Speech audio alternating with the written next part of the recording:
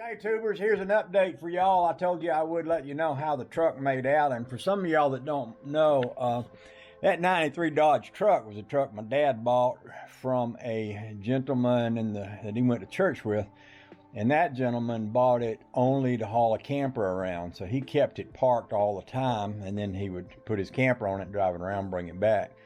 Dad sold it to me when it had, I think it had about 7,000 miles on it. Well, I think maybe it had 7,000 miles on it when he bought it. When he sold it to me, it had 11,000 on it. I drove it up here to Maine. It was my daily driver for a few years. And at a certain point, I realized that the Maine harsh climate, weather, sodium chloride stuff they put on the road wasn't going to be good for it. So I got me an old junker or something to drive to work so I didn't have to drive that truck much.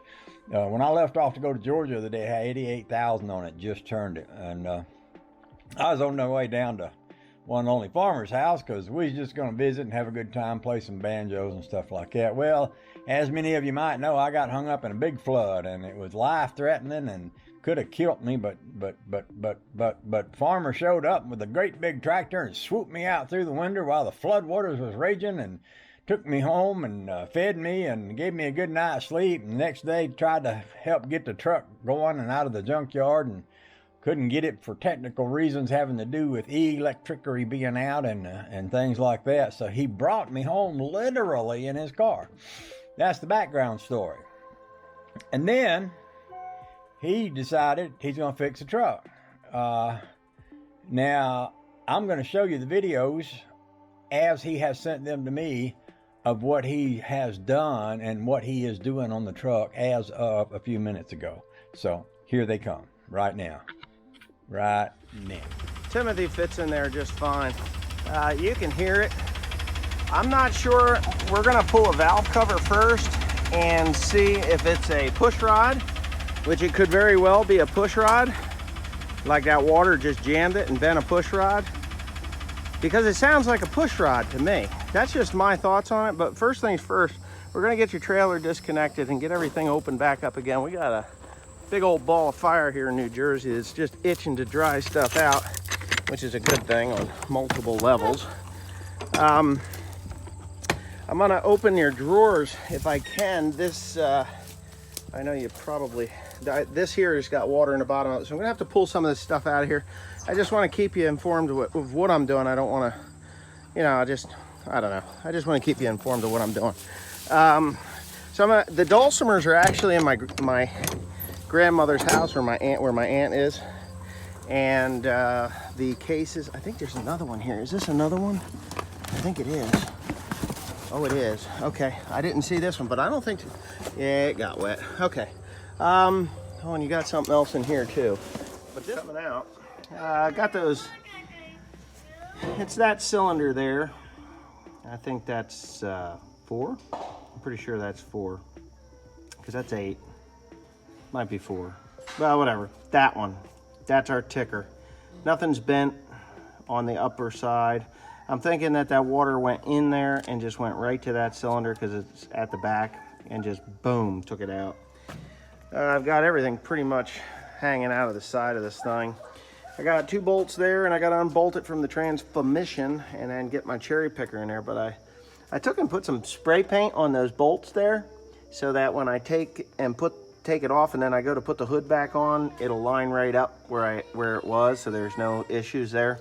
I hope that's okay. I don't think it would be a problem. It's just black Rust-Oleum. I was going to use yellow, but you know, that would just look terrible.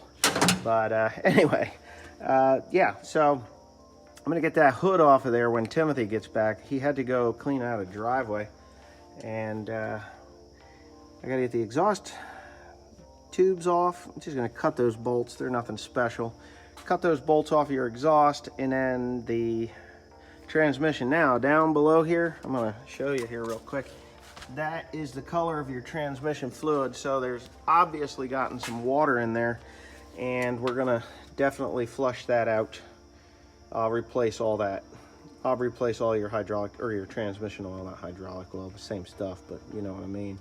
So I'll be doing all of that, and it should be good. William, get over here. Man, when you're tearing one of these things apart, they are just the ugliest damn thing ever. Right, Tim? Yes. That's what I thought. So, in order to get the motor out, got to take the transmission out. Oh, yeah. Oh, the joy, right? Yes. Oh, the joy. Tim's just loving this job, though, because I've got him taking the front clip out. Oh, what do you got to do? Pull that apart? You gotta pull that out. I gotta rip this out. What are you ripping out? Pull on that. Hold on. Okay. It just went from ugly to disastrous. It looks like, wow. It's a hot rod. It's a rot hod. It's not a hot rod, it's a rot hod. Well, you can scrape that gasket now. It's real easy. Just reach in and scrape away.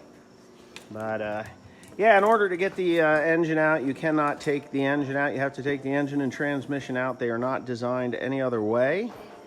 If it were a Ford, which it's not, it would have a bump in the back there where you could get your hands to disconnect it from the transmission. But this one here, no such luck. So anyway, such is life. And yeah, Timothy has been taking the front clip out. He will put it back together, the front clip anyway, because he just loves playing with front clips. Huh? Once the engine's rebuilt. Well, I don't know if we're gonna completely rebuild the engine. We're gonna take a look at what is in there. I think it's just a bent rod or two. If there's two bent rods, I think there's two bent rods. I think there's a right and a left one. I really do, but Well, if it's because it's one crank and you got two rods on one. well, it depends on where it locked at. I think it locked on the back right side. It would probably hit again on the front, but the water, when it went in, it goes to the back of that intake manifold. And this is all hollow in there. There's nothing in there. It's just hollow.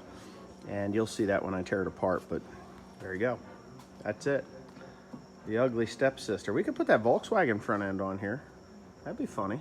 Put the flathead in here. Yeah, yeah. Yeah, well, Tim wants to put a Ford motor in there. I agree. We should put a Ford motor in here. No? I don't know.